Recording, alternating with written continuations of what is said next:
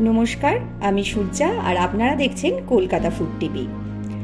আজ আমি নিয়ে এসেছি সেই হারিয়ে যাওয়া আলু বখরার চাটনির রেসিপি আমার মা মাসির রান্নার খাতা থেকে।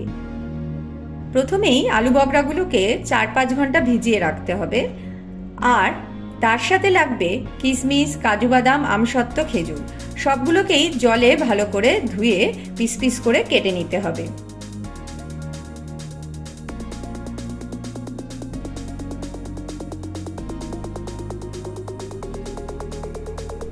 আলু বখরাগুলোকে ভালো করে চটকে লেই বের করে নিতে হবে।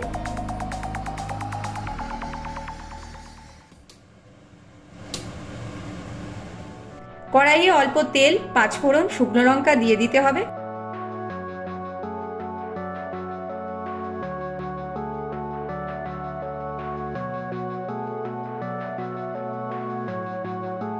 গরম হলে আলু বখরাটা ঢেলে দিতে হবে। সামান্য নাড়াচাড়া করার পর হলুদ, নুন, কাশ্মীরি গুঁড়ো লঙ্কা মিশিয়ে দিতে হবে।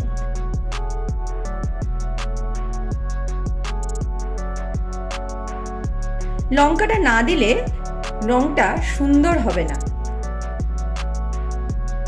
তারপর কেটে রাখা ড্রাই ফ্রুটসগুলোকে অ্যাড করে দিতে হবে। একটু সিদ্ধ হলে সব শেষে পরিমাণ মতো চিনি অ্যাড করতে হবে। চাটনিটা কিন্তু টক মিষ্টি হবে, সেই অনুযায়ী চিনি অ্যাড করতে হবে।